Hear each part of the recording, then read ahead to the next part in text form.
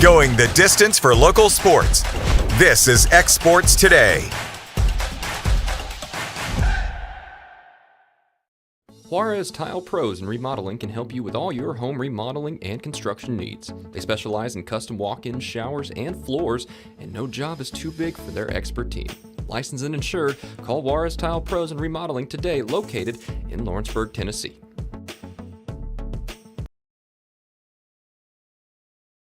Being raised in Tennessee, we believe in the importance of family and community. Creating a positive experience at our family-owned and operated business is one of the ways we share that belief. Being in an accident can be extremely stressful. When it came time for my repairs, Mashburn's made it easy. I am lucky to have a wonderful company in my community like Mashburn's Collision Center. It's reassuring to know that I'm in good hands because their work is second to none. We pride ourselves that the Mashburn name is one of the most trusted in Lawrence County since 1981. Mashburn's Collision Center. Let our family take care of yours. Pat's Cafe and Catering has been proudly serving customers in Lawrenceburg since 1987. For 4 generations, our family-run cafe has served up delicious breakfast and lunch favorites, with friendly service and a welcoming atmosphere. We also offer full-service catering and can help to make your next party or event a success. For great food and friendly faces, visit us today at Pat's Cafe and Catering.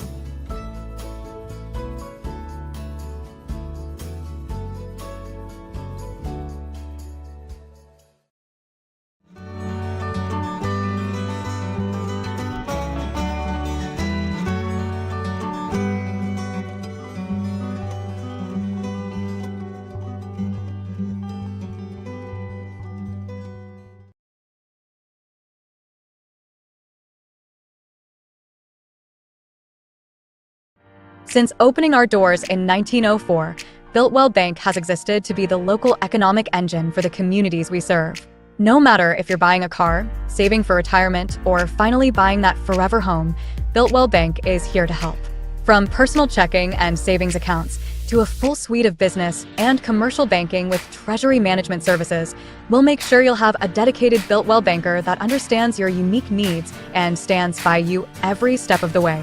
No matter where you are in Tennessee or Northwest Georgia, there's likely a Builtwell Bank location nearby. Come see us and let our dedicated financial team help you with all of your banking needs. Member FDIC.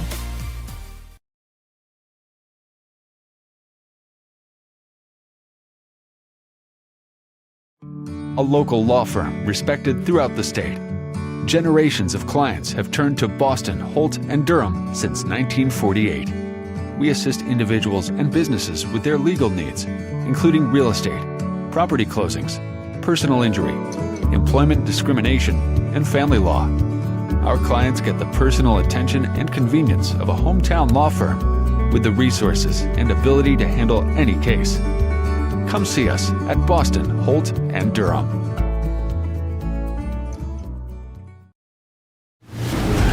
Going the distance for local sports. This is X Sports Today.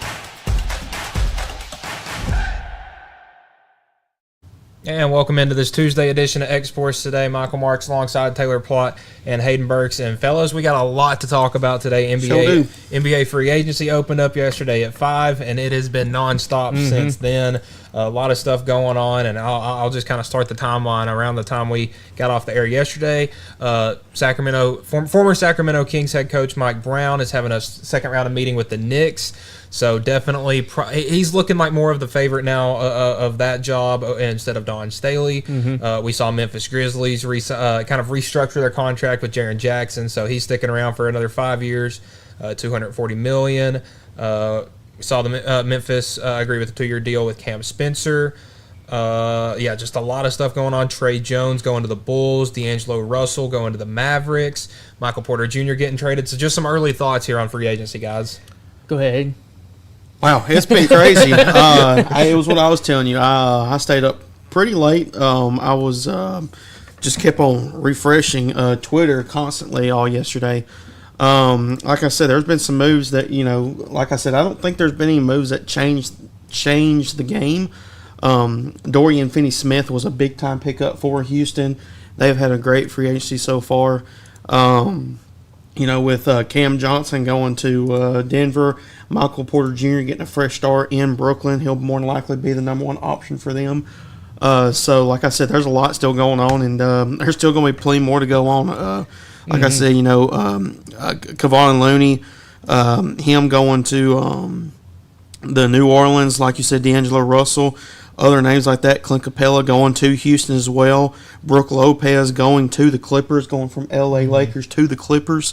So a lot's been happening so far. Like I said, still some names out there, still wondering about Giannis, but probably the biggest thing so far today was Myles Turner going to the Bucks, while the Bucks waived Damian Lillard. Yeah, we had an exciting start to the morning. I'll just start it this morning about 9 o'clock. SGA signed one of the biggest contracts we've seen in NBA history, a 4-year, $285 million Supermax, keep him with the Thunder until 2030, and that extension gives him the largest annual salary in NBA history, around $72.5 million, somewhere around there.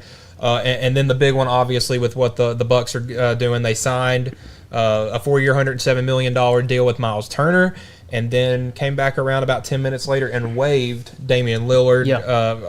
And he's got $113 million left on his contract. And to stay under, I believe it was the second apron tax, which that one's really confusing to everybody. But pretty much, if you spend too much money, they're going to start taking your picks away. And the Bucks decided to defer some of that money with Lillard, so they'll pay him off over the next 5 years. So, he can go sign a contract anywhere else, and he's still going to be making good money. Oh, yes, for sure. So, good on him. We've seen the Bucks trade Pat Connaughton and a couple second-round picks to Charlotte. That's kind of just clearing up some money. And we've kind of, guys, started to see what teams are kind of expecting to do in 2025 and 26, obviously. It looks like the Bucks are probably trying to rebuild. Obviously, it came out that Giannis was not happy with the decision to cut Damian Lillard, or to waive Damian Lillard. So what's in the air with Giannis? The Lakers, nobody wants to trade for LeBron, so he's probably stuck in LA for another year. Just a lot going on.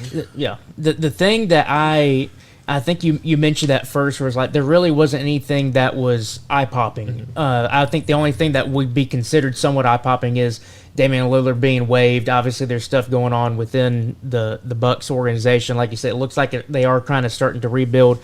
But it seemed like every team that kind of traded or picked up somebody was just like, we just need this piece, we need this piece. And it's not anything overly flashy. It's just kind of filling some gaps, exactly. And so then I think that the next big question is, what does Giannis do? Because if there's going to be an eye-popping thing that's going to happen with this free agency and the trading opening up, is going to be what happens with him. Is he so unhappy now that it's like, okay, Bucks, we're done, I'm moving on, trade me? Or are the Bucks going to try to retain him and build something around him? Like, not do a complete rebuild, but do a rebuild where you have that centerpiece that you want, which would be Giannis, and then build around him. I don't know. Yeah, you're going to lose Damian Lillard with an Achilles tear or a rupture. He'll be out for basically the entire season, so you're losing a year of productivity with him. But you look at the pieces, that you picked up Myles Turner, who was just in the finals, kind of underperformed in the finals, but maybe he can pull, something with Milwaukee. I know Indiana Pacer fans are not happy with Indiana letting him go. Yeah. DeAndre Ayton's still out there, but you got to think, and I was telling Michael, I think within the next hours, days, or weeks, we're going to see something with Giannis. So probably. I'm looking at, First Take and all these other sports, places. They're saying, well, they're retooling, to make sure Giannis is happy to give him what he wants. I don't think that's the case. I think they will look to retool, kind of rebuild a little bit, and try to get as much value as like what you're saying, Michael. I think they're looking for some picks, and this is not me being a biased Warriors fans, because I know I'm a Warriors fan. Yep. But boys, I could see Giannis going to Golden State. I don't know if it's true or not. There haven't been any reports, but Golden State's been quiet. Yeah, right now. So from DraftKings Sportsbook, the favorites to land Giannis right now is Atlanta, the Hawks. At plus 600. Yeah. They could really use them. I say, let's try to get in the playing game. Yeah, really. And that's kind of what it looks like for a lot of these teams: Atlanta, Toronto, New York with the Knicks, Houston. don't think now that they got KD they would be going for Giannis, but I've seen crazier things. And then the Spurs also in there. Another Milwaukee's going to want picks. Yeah, and they're going to want. Well, that's what we were talking about before. Is if Milwaukee's trying to rebuild, since you can't tank anymore in the NBA, they're going to look to try to get a haul for Giannis, and who has the mix of some talent you can get now and some first round picks for later.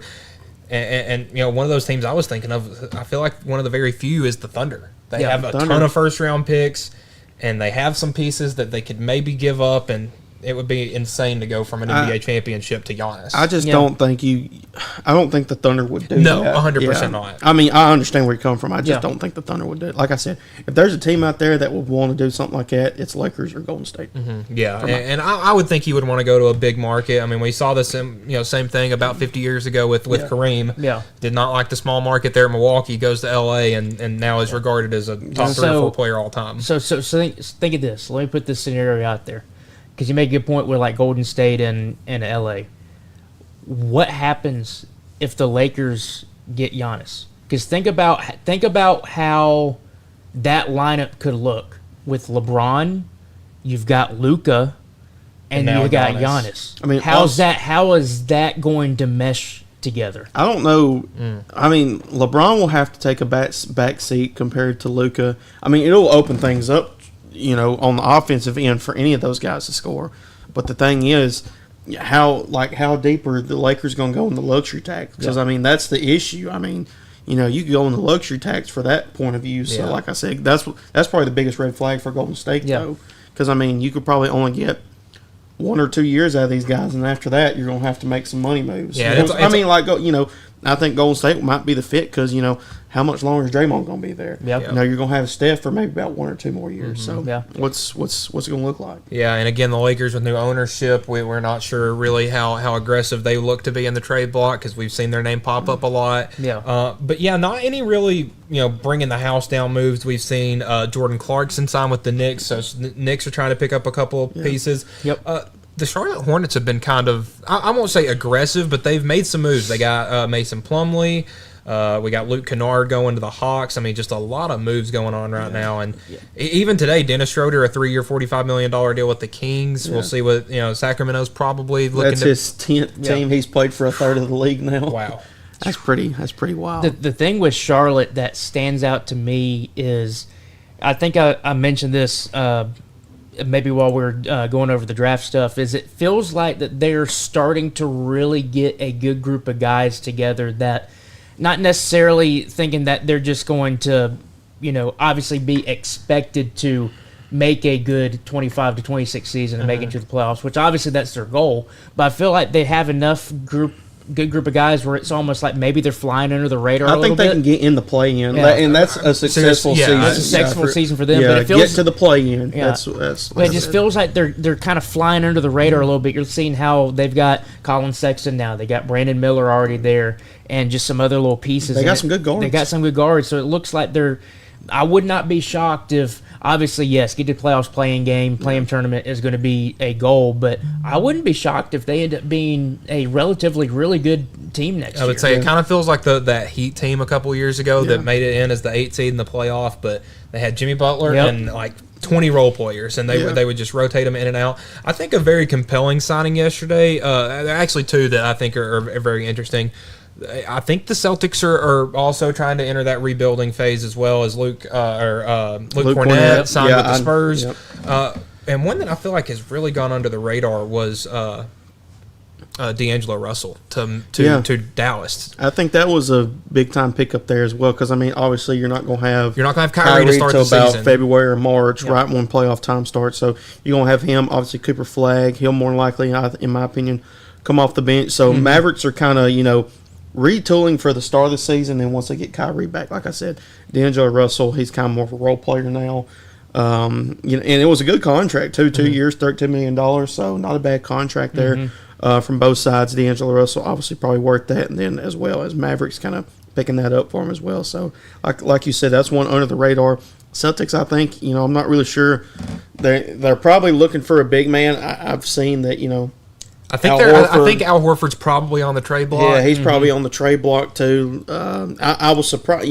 Brooke Lopez probably couldn't afford him. So and that's the thing. I think they were trying to keep Cornette, but they just didn't want to spend. I think it was 40 million. I think it was 41, over $40 million. I think it was 3 years, $41 million, something like that. And Cornette's a good center, but not because that's almost starting center money. And I just personally I don't know the centers out there. Let me look at the free agency list. I mean, we can look at some other guys like Mason Plumlee. I think he's worth more than $3.6 million a year. I think he's worth probably more of what Cornette's worth.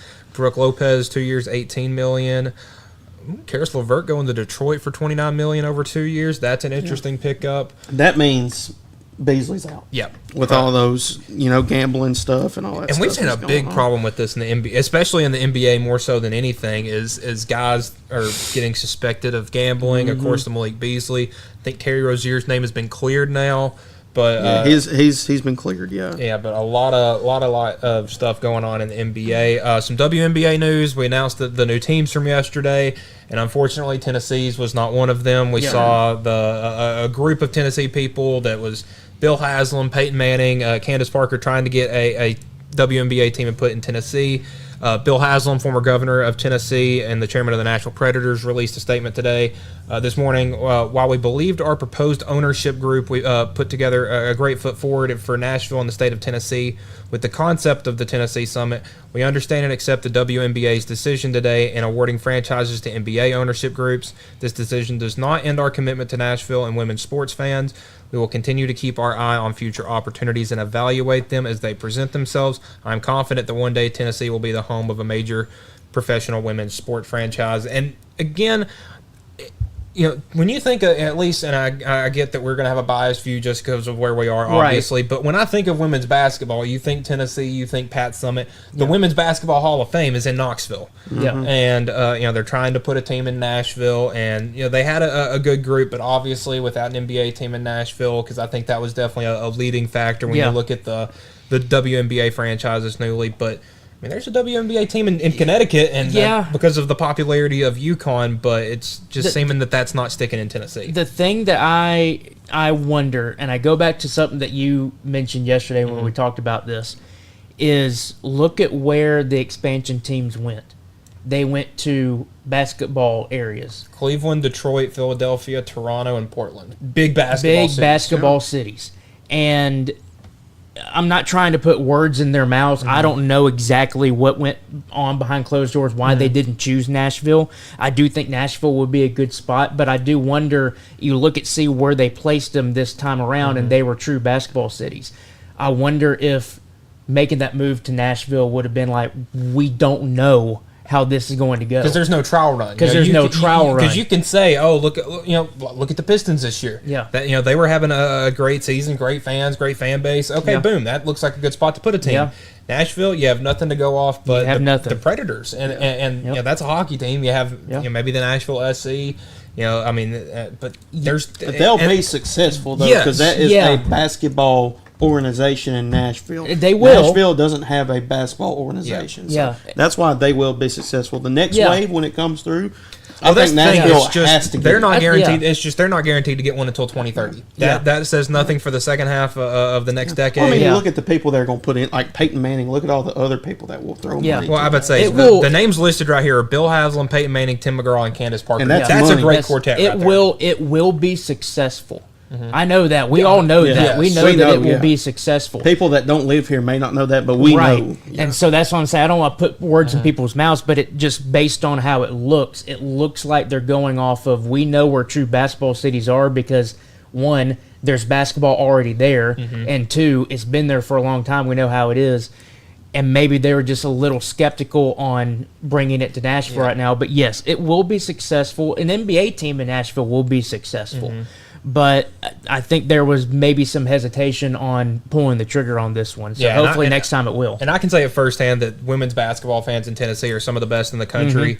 I went out to several Lady Vols games this year, and some of them were against smaller competition. I know they played Carson Newman.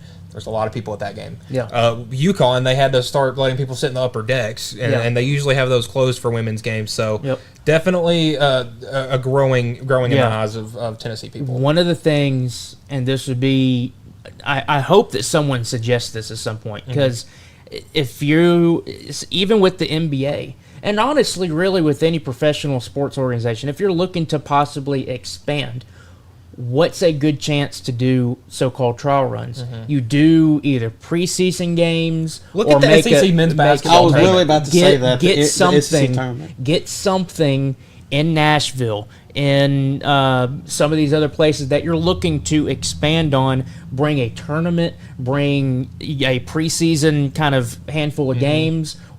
Do something that at least gets teams or a team to that location and see how many people show up. And see, that's the thing. They've had the men's tournament there. I think they had it all but 1 year. They had it in Tampa in 2022, I believe. But other than that, it's primarily been in Nashville, and it's done really well there, obviously.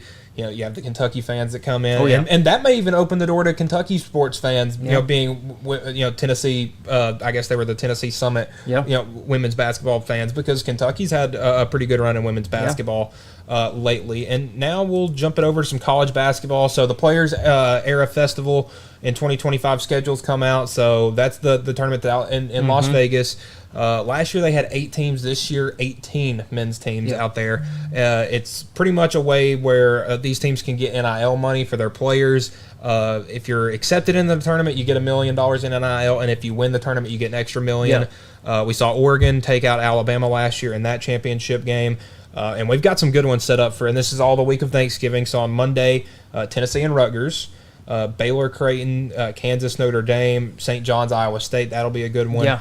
Houston, Syracuse, Oregon, and Auburn. That'll be a good one. Alabama, Gonzaga, Michigan, San Diego State, and then Maryland, UNLV. And the next day, just pretty much a hodgepodge. We got games like St. John's, Baylor, Houston, Tennessee, a little Elite Eight rematch. Auburn and Michigan, Gonzaga, Maryland. So some, a bunch of very good teams out in Vegas to play this tournament here in November. Anytime Rick Barnes and Kelvin Sampson get together on a basketball court, it's going to be a blast. Yes. So definitely looking forward to that matchup. The thing that I am honestly really looking forward to is that Oregon-Auburn, and really and truly how Auburn looks through the first kind of, not necessarily a handful of games. I'll go ahead and say that first, just the entire conference play. Up to I think January. I think is when they usually have it. It's going to be interesting to see how I'm not saying that they seem like they should be rebuilding, but they lost a bunch of stars from last year's teams. A bunch of key pieces. So it'll be interesting to see. Never, ever count out Bruce Pearl's basketball teams. I mean, they will always... Some of them fly under the radar, and all of a sudden they're in the Final Four. So, I mean, we know how he can coach. Obviously, from a Bama fan perspective, I want to be able to see how this somewhat new-look Alabama team is going to have, because you really look at the past, 3 seasons, it's been Mark Sears, Grant Nelson, and then you throwing just kind of other role players that have been around there, and... you don't have them this year. You don't have them this year, but you have a good amount of recruiting that has happened. You do have players that have been on previous teams that they will now look to be in the starting positions, and that's going to be interesting to see what Nate Oates can do with this. Really, it is like a new look Alabama team, but it still has a lot of talent. And this, ever since they started this tournament, I really think that's been the best tournament to look at, because it's early season. Usually in these early season tournaments, you maybe get some sort of good matchups. Like I remember Tennessee and Baylor last year was a little hyped up, but you're not getting those heavyweight matchups. This, I mean, you're looking at a ton, because like you said, with Tennessee and Houston, that's a rematch of an Elite Eight, and 2 teams that rebuilt right back up. I mean, St. John's and Baylor, we get them again. That was a great game last year in the Bahamas. Alabama doesn't have a crazy schedule. They play Gonzaga. That'll be a good game. Be a good game. Yep. Mark Few versus Nate Oates. UNLV the second night. So that's the young Patino. Little Patino. Actually, he's I think he's taking a new. Did he take one new? I can't remember if he did or not. I think he's taking a new job. Let me look up. The thing with that tournament that strikes me now is, for the longest time, even when we were growing up, Xavier, that's right, he took the Xavier job. It was always Maui, and it was always you even had that preseason NIT that they did. Now it seems to be everyone, and then this one seems to be taking a lot more of the teams that you really want to watch. Well, it's giving college kids a week. They get Thanksgiving week to go to Vegas. Yeah, and but an interesting. No Texas A&M this year, but Maryland. They did add Maryland with the coach, and so Buzz Williams. Yeah, so and that's some good matchups. Maryland's got Gonzaga and then UNLV. So a very good bracket coming up, and then again. The 2-0 teams will go to like a winner's bracket sort of thing on Wednesday and Thursday. So, again, very good. There's a women's tournament that I believe will be going on the next week or the week before. They're usually back-to-back. I would say. And the women's tournament, this is their first year. It'll only have 4 teams. But, again, it's a great tournament for the players to get some money, the players to see what the other competition will be. And definitely set up for an interesting March. So when we get back, we'll talk a little NFL news and some MLB news coming up next here on Exports Today. At C&B Linen, fast, friendly, and reliable service is our promise to you. Because you're not just a customer, you're family. From multi-use linen to branded floor coverings and a complete range of cleaning supplies, C&B Linen is here to make sure you have everything you need. From our high-quality products to our fast, friendly, and reliable service, you'll experience the difference with C&B Linen. Because you're not just a client, you're part of our family. You'll be winning with C&B Linen.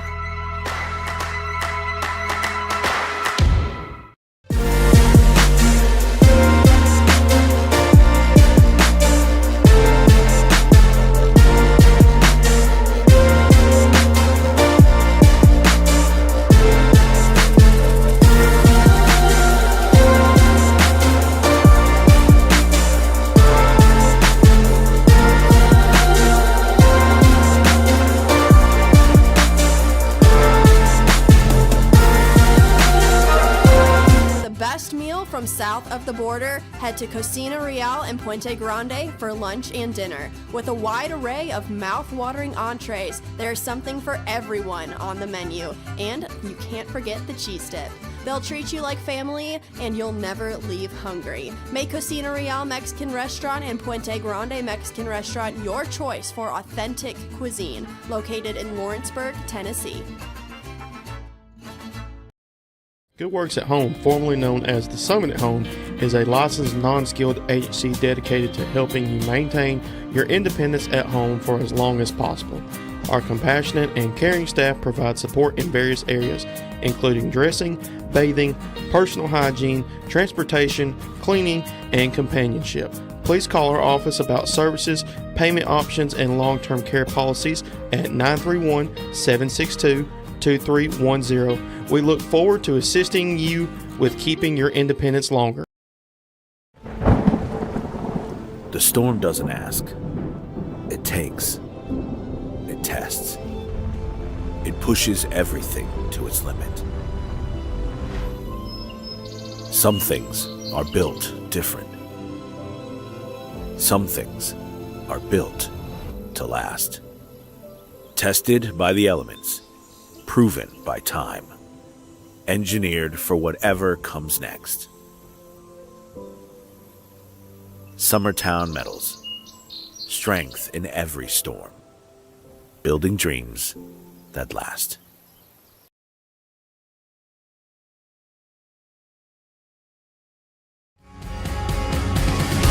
Cause when I cross that county line, just off Highway 49, it all makes perfect sense. Man, I live for this.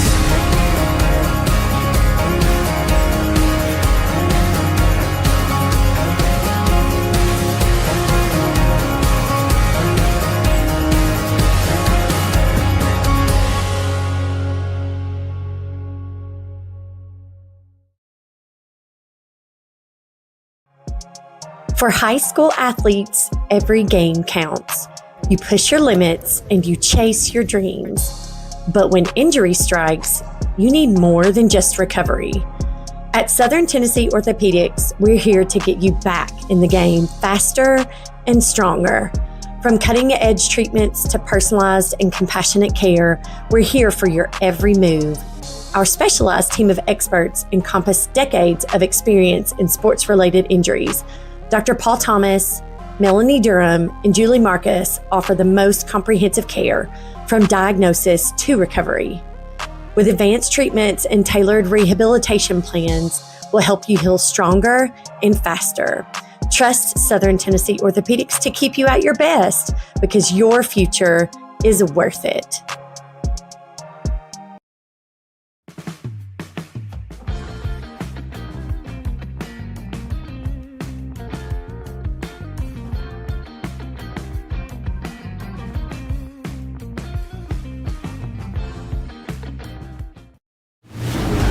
Going the distance for local sports. This is X Sports Today.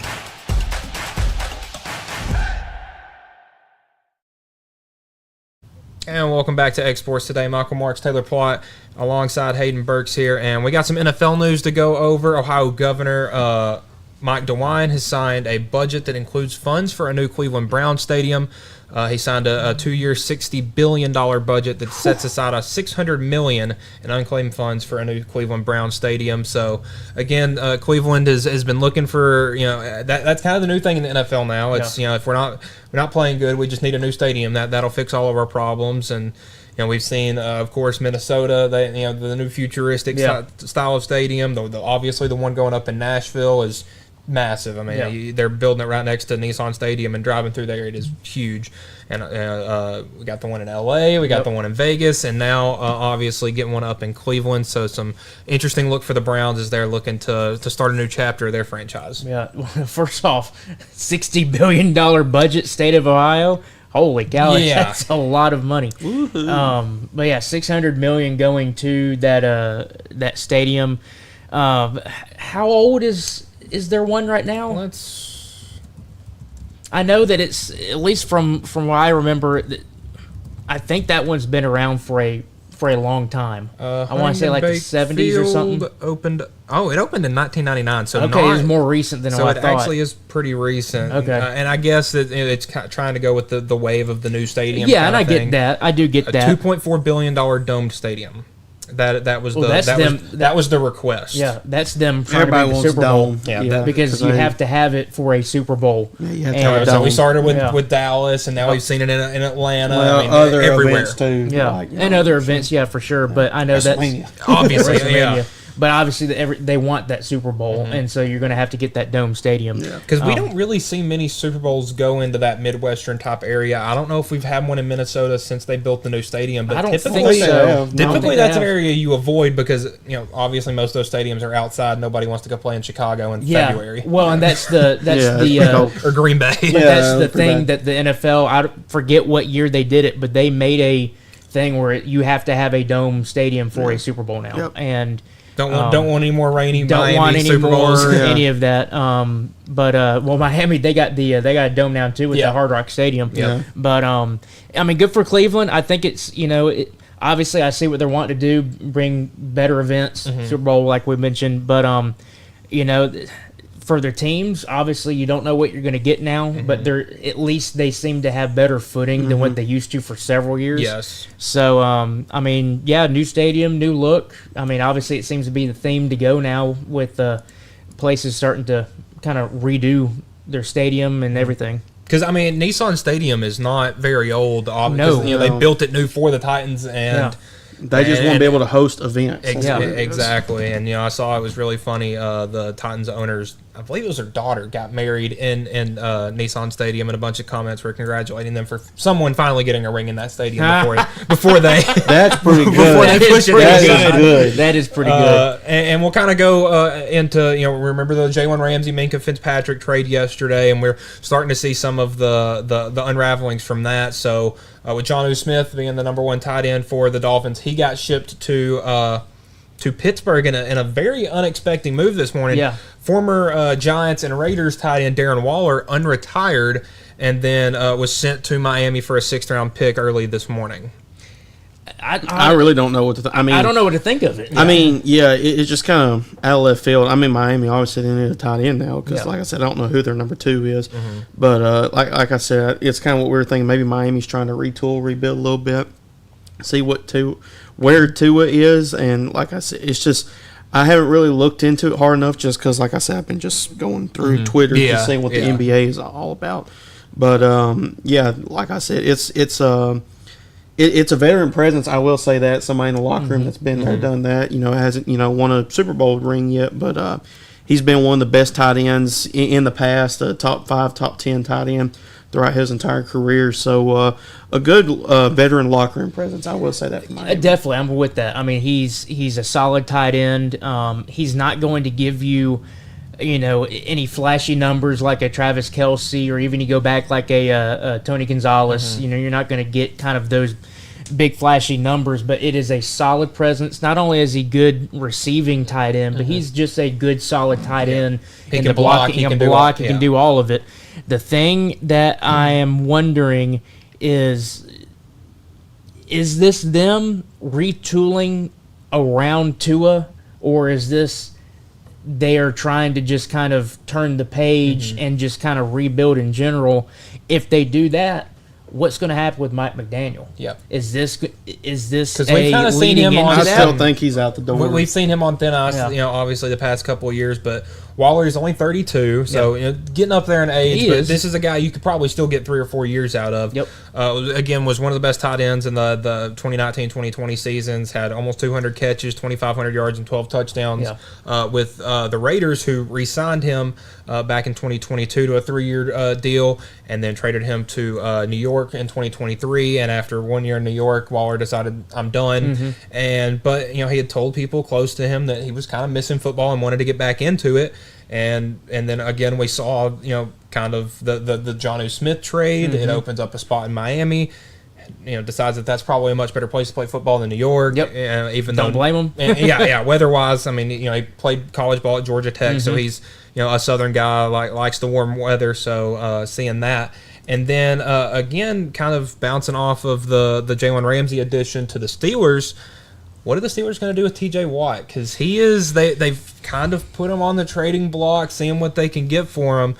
Skipped the team's most recent mini camp, obviously, because they haven't had a contract deal yet. And again, T.J. Watt, probably one of the 2 best defenders in the NFL. Him and Myles Garrett is worth all the money in the world, but does Pittsburgh have all the money in the world to give him? I don't think they do, and I really think that this is Pittsburgh now kind of testing the waters on, all right, if we're giving him away, who can we get in return?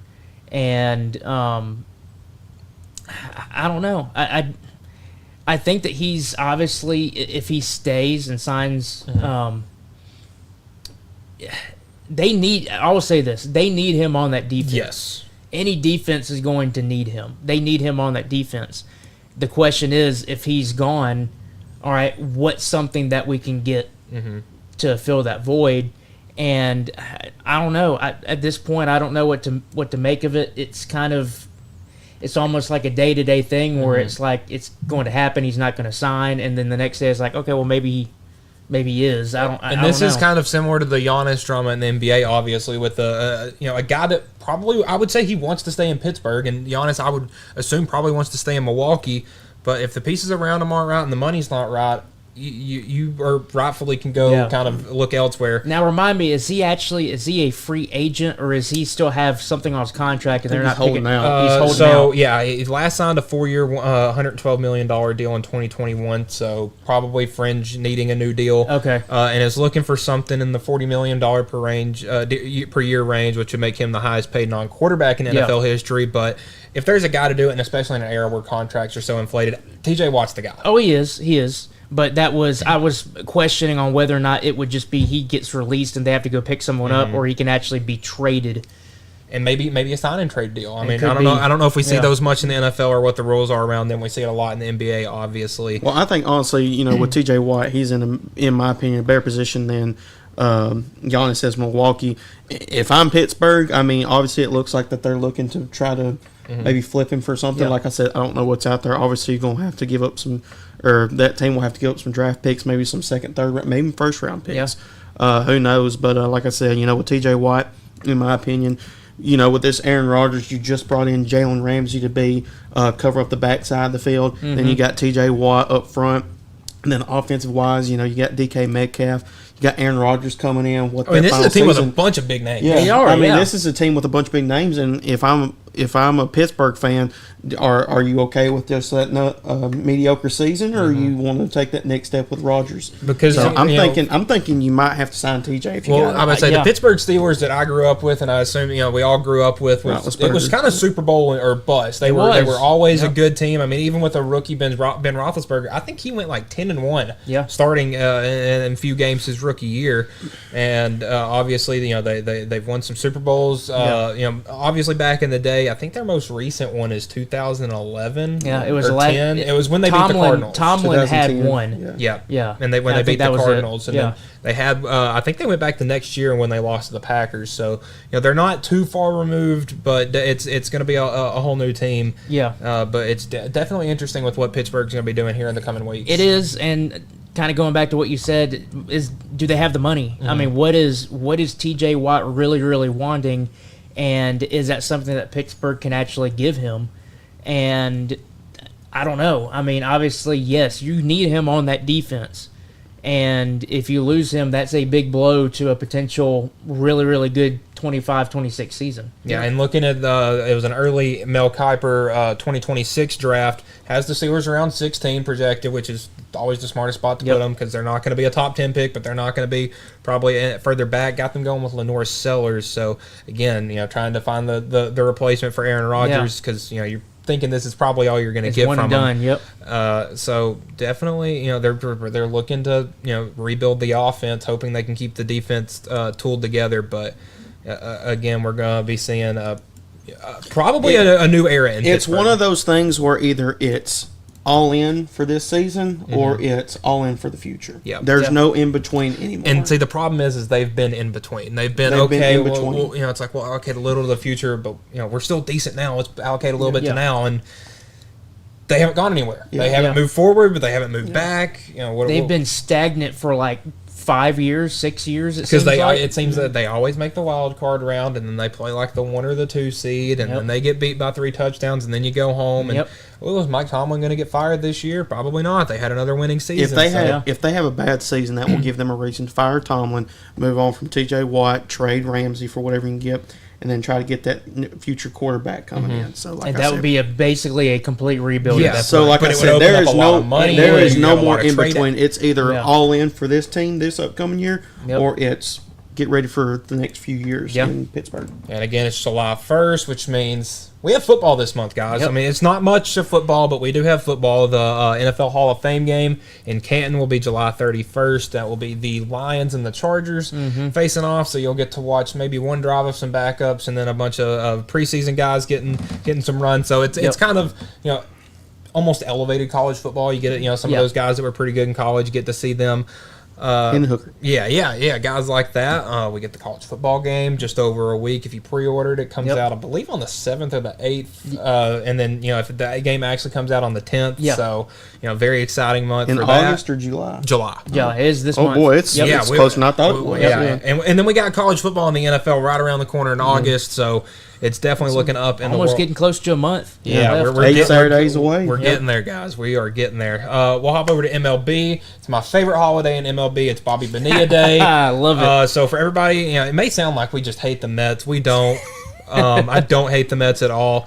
I don't like the Mets, but I love this aspect. Yeah, so back in 1997, Bobby Bonilla signed a 4-year, $29 million contract with the Florida Marlins. He was moved around. He went to L.A. the following year and then ended up back on the Mets in 1999. Less than stellar play, was not doing very good. He was an all-star with the Mets back in the early 90s, wasn't as well in his later years. And so the team decided to cut him. Well, there was still $5.9 million on his contract, and the Mets front office had the greatest idea in the world. Let's defer the payments until 2011. So they're looking 12 years in the future with an 8% interest rate. Which maybe in 1999 wasn't the worst thing in the world, but with inflation now, this has been terrible for them. So every July 1st, from 2011 until 2035, the Mets will pay Bobby Bonilla nearly $1.2 million. All because of the interest. All because of interest in deferring contracts. In God, 2035, Bobby Bonilla will be 72 years old. Yep. He has not played baseball since 2001, has not been with the Mets since 1999, and they still owe him enough money to be, I think, considered in the top 10 or 12 in their pay grade. In their pay grade, yeah. So whoever made that decision is... I have words and I'm not going to use them. Yeah, that was a dumb decision. I have the name of the sports group that was at the head of the Mets at that Golly. time. But definitely a less than stellar move. So let's bring it back to the beginning. Mm-hmm. You cut him, so now you owed him what was it? $1 million? It was 5.9 back in 1997. 5.9 back in 1997, which even in 1997, yeah, that's not a huge amount of money, but that's still a decent. That's a chunk of change. So instead of them deferring it for like just a couple of years and just getting rid of it, taking care of it, they put it on a 12-year defer payment. They put it on a 12-year defer payment. So not only do you do that, but you got the interest rate. Well, obviously inflation happens, so I don't know the whole things. I don't know if it was a fixed interest rate or whatever, but at some point interest rates change, and now you start that thing in 2011, and now you go all the way to 2035. So we still have another 10 years of this. Something that honestly should have been taken care of in about 3 to 4 years has now ruined. Not just saying ruined the Mets. They might be paying a dead dude. But they could be paying a dead dude in the next couple of years. And like you said, he's still getting a lot of money to where he's up on their payroll list. Someone who's not even playing for you. Exactly. The guy hasn't played Major League Baseball since I've been alive. Jeez. He has not played a game in my lifetime, and it's getting paid. That's the... I have so many words I could use right now. Some of them are definitely not good for the on-air purposes, but I mean, what a dumb decision, but it is fantastic to talk about. Happy Bobby Bonilla Day. Yeah, 1.193 million into his... we still love you, Blade. Yeah, obviously, yeah. Again, we'll take a look at the scoreboard from last night. We had some interesting games. The Phillies and Padres game lived up to the hype. Zach Wheeler tossed the gem. Walker Merrill robbed a home run that we'll be looking at for a while. The Toronto and New York was a good game. One game that we thought would be good that ended up just being a dumpster fire was the Reds and the Red Sox. You know, we saw two former SEC guys, Garrett Crochet going up against Chase Burns, and while Crochet had a very good first inning, Burns did not. He made it one out, and I think it was 5 hits, 7 runs, only 5 of them earned. Only 5 earned runs in the first inning, and 2 walks. So definitely not a good outing for Chase Burns in his second outing. Maybe he can get to pitch against the Yankees more often and have some good outings. The Athletics took down Tampa 6-4. We saw the Rangers and Baltimore play. We saw what was his name? Hit the home run in the 9th. I can't think of his name right now. Adolis Garcia hit the home run in the 9th to tie it. You know, that was probably the biggest celebration we've seen from a home run this year, just to lose by 4 in extras to Baltimore. Seattle and Kansas City put on a good show, 6-2, and then Arizona took down San Francisco 4-2. We got a lot more games tonight. We got a series opening up. We got obviously Milwaukee and New York. We got Cleveland and Chicago. That one will be on TBS tonight. Atlanta and Los Angeles. The Angels. We got a continuation of Baltimore and Texas. So definitely a lot of interesting series starting up as we edge closer towards the 4th of July, which is my favorite baseball day of the year. Yep. Almost everybody's playing. You got the cool hats. You got all that stuff. Yep. So definitely exciting in the world of baseball. It is, and we're getting into that kind of final stretch of the first half of the season. So this is where you really try to make that push to what you want to be able to get to after the All-Star break. Obviously, being a Braves fan, I'm going to focus in on that because that is – they need – honestly, they need to sweep these next 2 series going into the All-Star break. They need to sweep the Angels and then they got the Orioles. These are going to be your best chances leading up to the All-Star to break. gain some ground. You look at the other teams that are ahead of you right now. Obviously, you still have New York, who looks like they're just freaking collapsing right now. And then you got the Phillies, who are kind of coming back and forth. They got swept by the Astros. They come to Atlanta. They get 2 out of 3. And now they're playing who was it again? Milwaukee. So now you got a good Milwaukee team facing. So if you're the Braves right now, you're looking ahead to what those top 2 teams are doing, and they're kind of struggling right now, and you have 2 great opportunities with the Angels and the Orioles to possibly pick up 6 games, win 6 straight. Because again, those 2 teams in front of you are playing tough schedules right now. New York's playing Milwaukee, obviously, and that's going to be a tough series. And then Philadelphia, obviously, with San Diego, and San Diego will have their number 2 guy ready tonight, Nick Pivetta. So that'll be a good one. And we're getting to that point now where we're getting back up to some of those number 1 guys. With New York and Toronto, we got Max Fried and Kevin Gausman right now. So a very good pitching matchup in that one. Yeah, and again, it's all those teams. I mean, you're trying to make a push towards the All-Star break. So the question that I have just from a overall baseball standpoint is who's going to come out of this pack? Because for right now, for the longest time, it's been the Dodgers and it's been the Detroit Lions or Tigers, not Lions. It's a different. It's a cat. It's a cat. So obviously those are the 2 teams that have stood out so far in baseball in this first half of the season. But then you look and you have this huge chunk of teams that are just that middle, that middle section. Who's going to break out of that middle section going into the All-Star break? Because I think if they can carry that momentum into the second half, then you're really starting to figure out who your playoff teams are going to be and who are the teams that might end up being left out. Well, the Marlins are a half game back from the Braves. Yeah. So, I mean, literally everything is wide open. The only teams that I would say are out of playoff contention are the Rockies and the White Sox. And the White Sox, yeah. But, I mean, we kind of did that on day one. Cal Raleigh joined some elite company yesterday. He had a home run yesterday, his 33rd of the season. So he's in the top 3 now of most home runs for any player before the start of July. Obviously, Barry Bonds hit 39 in 2001. Mark McGwire in 1998 hit 37, and then Sammy Sosa and Ken Griffey. And now Cal Raleigh in 2025 have hit 33. It's a great list to be in. Exactly, and Cal Raleigh's the only one that didn't have a a little happy juice in him to keep him going. I'm not accusing Griffey at all. I think he's clean. I think he is. The other 3 are not as much. So, definitely an interesting summer of Major League Baseball. We're coming up on the All-Star break. We're coming up on the trade deadlines. Obviously, they'll be right behind it. So, we'll start to see which teams start separating themselves around then. And when we get back, we'll talk about boxing and hot dogs. So, we'll keep it interesting here on X Sports Today. Hey Lawrenceburg, looking for something new?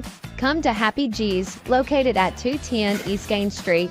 We have pitching machines, batting cages, and even indoor golf. Powered by TrackMan, our system is perfect for practice or play. With over 300 courses as well as multiple mini games, it is perfect for all ages and abilities. We even offer packages for group events such as birthday parties and business lunches. So let's go! Come get your game on indoors at Happy G's.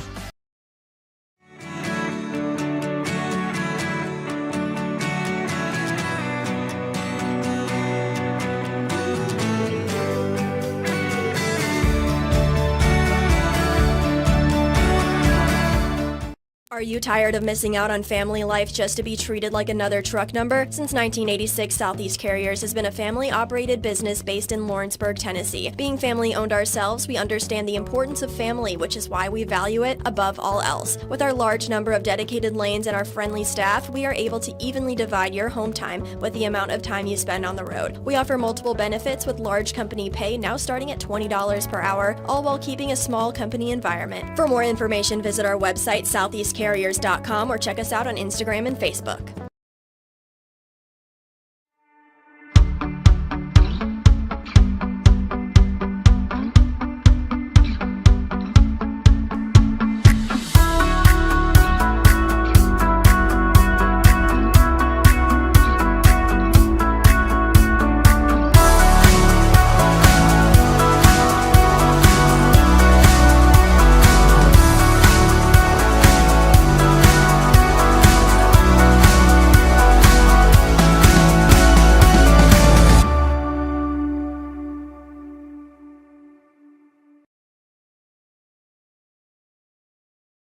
There's a reason owners Tyler and Cindy McDowell chose the name In Service for their towing business. They did because it's their goal to be in service for you on the day that you need them the most. In-Service Towing is now known far and wide for their response time because minutes matter when you're broken down. Or their 24/7 availability, you can call them anytime for service. Their professional team with years of experience and their fairness, plus their know-how in dealing with the unexpected. But the thing that In-Service is known best for is how they treat their customers, and that's like family. When you need them, call them 931-843-9098.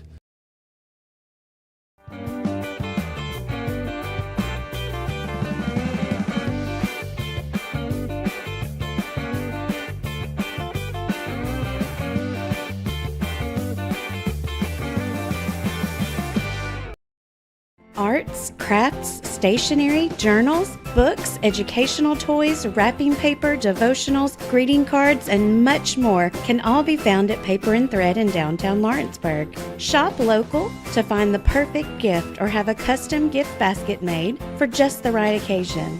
Paper and Thread has a party room now available for birthdays, classes, and so much more. We could go on and on about all the neat things you'll find at Paper and Thread, but you just need to hop in your car and head down there. 106 North Military Avenue in Lawrenceburg is where you'll find them and discover what makes Paper and Thread awesome. That's Paper and Thread in downtown Lawrenceburg, 106 North Military Avenue, just north of the square. Going the distance for local sports. This is X Sports Today. And welcome back to the last segment here of X Sports Today. Michael Marks, Taylor Plott, Hayden Burks. And we'll start off talking a little boxing, guys. So we saw the Jake Paul fight this weekend. He took down Cesar Chavez Jr., and today the World Boxing Association ranked Jake Paul as the number 14 cruiserweight contender in the world. He's the highest of any U.S. guy. It also means that Jake Paul is now eligible to fight Gilberto Ramirez for the Unified Cruiserweight Championship. So kind of shutting up a bit of those comments saying that, he only boxes older guys, he's not any good, is he's now starting to get some respect from the World Boxing Association. He's starting to get that respect, and, I mean, we've seen him fight. I'm not a huge boxing guy, but I've definitely seen him fight, and, I mean, yeah, that was his kind of the theme, so to speak, of I'm just going to get the old guys and everything. But he's a good fighter, and he's starting to kind of get that respect. And so now he's going to have to put his money where his mouth is, basically, was like saying, I can do this. He's a contender, so now you just continue to prove it. Yeah, I'm not a big fan of his personality.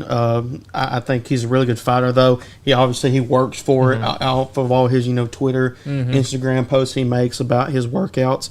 That was the narrative. He would fight the older guys, but one thing I think, he's a really good marketing type of person. He is. That Mike Tyson and Jake Paul thing that was on Netflix. Huge. I mean, it broke Netflix. It broke Netflix. I mean, it was unreal to watch. Just the marketing standpoint from him and his brother Logan Paul with WWE, they're just unreal when it comes to stuff like that. So, from that standpoint, because that was a fight on a streaming service that had well over 100 million live viewers, and it broke Netflix. And it crashed multiple times. But no, I really think he's starting to get his strides. People are really starting to notice him a little bit more when it comes to the association, when it comes to selecting those individuals. So, like I said, we might see him at the top sooner or later. So we'll see how it goes. Yeah, but I feel like him and his brother have started to gain a lot of respect. Jake in the boxing world and Logan in the WWE world. While you may not like their personalities, because they are definitely some very, I don't want to say opinionated, because it's not like that. It's not like that. They're just. It's the personality, like the arrogance almost that takes over. But I mean, Jake kind of making a name for himself in the boxing world, and obviously Logan with his WWE career. As long as you put your money where your mouth is, and you back it up. That's the thing. If you back it up, you will gain that respect, because they are naturally athletic. They are. We can say they're gifted athletically, and now making the fighting world of sports to kind of take a little notice. So we'll jump into the fun contest. ESPN will be airing the 2025 Nathan's International Hot Dog Eating Contest for the 22nd consecutive year. The women's contest will be at 10:45 Eastern on ESPN3, where Miki Sudo goes for her 4th straight mustard belt. That's their championship, her 11th overall. Now, she didn't lose in that stretch. She took a year off because she had a baby, so obviously probably couldn't eat. Probably not a good idea. Probably not a good idea to try to put down more than 50 hot dogs. Mm-hmm. And then, I mean, the baby could have helped her out. Yeah, and then maybe and then following that up with the men's. Do you give the baby a belt too? Yeah. So the men's contest will follow noon Eastern on ESPN2. Joey Chestnut, obviously back. Gimme Chestnut. Will be back to defend his belt. I don't know if you would say took it off. Didn't participate last year, and so he'll obviously take on last year's champ. Who was the big dude that had the mohawk last year? He was throwing the ball. I don't know. Who was that? Was he the one that won it? I think he was the one that so won it. if he's the one that won it, drank all the lemonade, and I mean, he just let it out all over the place. Patrick Bertoletti. That's his name. I think that was him. That's him. So he will again try to defend that. His record, I think, is 76. We'll see. He didn't break, and that was back in 2021. So. Maybe we'll see him break it. It felt like every year he's breaking it. Yeah. We saw him in Knoxville. What cost? Yeah, really. I saw him in Knoxville. He came and did a smoked bologna eating contest. Ate 15 pounds of smoked bologna. Oh, boy. And now, while it is good smoked bologna, it comes from Dead End Barbecue, probably the best barbecue place in Knoxville. It's good food, but... That's a lot. That's a lot. That's a lot. And he was on a radio show talking about his preparation and stuff like that. He goes like a week without eating. I think it's salt water. He drinks a lot of salt water, and it like dries up everything inside to free up more space. Like the science that goes in behind this is absolutely insane. Well, that's what I do Thanksgiving week. I will not. I'll Start basically. Monday and just not eat. I will fast to my best possible extent Monday through Wednesday and open up the gates on Thursday. Because that's my favorite time of year. Okay, so then Friday lay on the couch and just Friday regret lay all on the your couch decisions. and regret and feel like you're dying. Okay, so do y'all watch the hot dog eating contest? Every now and then. Yeah, I mean, I love it. A lot of people think it's gross, which it is, but I think it's funny. I love it. I love It is definitely funny, especially when you see people there just getting too much and they just start like the throw up. Yeah. I say that I was just like, goodness. Bless his heart. And then they just keep going. I mean, it's crazy. It freed up some space. Yeah. Okay, so again, no AJ this week, but I'm going to take over and the trivia for this week. So Trivia Tuesday. Here we go. Let me pull it back up. Okay, so your trivia question today. Top 10 most three-pointers made in NBA history without a championship ring. Oh, boy. Without a championship ring. Oh, my goodness. James Harden. Number one. Okay. Carmelo Anthony. Not on the top Reggie 10. Miller. Reggie Miller, number 3. Damian Lillard. Damian Lillard, number 2. Number 2. Okay, there's the top 3. So you got 1, 2, and 3 knocked out. Think of guys. Kyle Korver. Number 4. Number 4. Okay.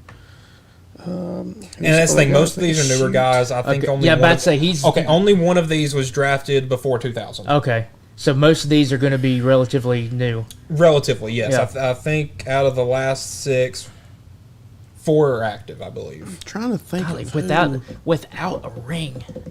And once you get closer to the 7, 8, 9, 10, it's definitely some unexpected names. Yeah. And not just unexpected as in you don't think of them as 3-point shooters, more of you don't think of them as having that much. Yeah. They are considered shooters, though, aren't they? I would say every single one of these is considered a shooter. Okay, they're considered shooters. Okay. Trae Young? No, not Trae Young. Let's see. He'll be there right sooner or later. Yeah. I'm trying to go team by team. Oklahoma City, they don't really have anything. Older teams. Okay, let's think, dude. Come on, Hayden. I said Dame. So you got Harden, Lillard, Reggie Miller, and Kyle Korver. Kyle Korver. And that's your top 4 in that order. Steve Nash? No.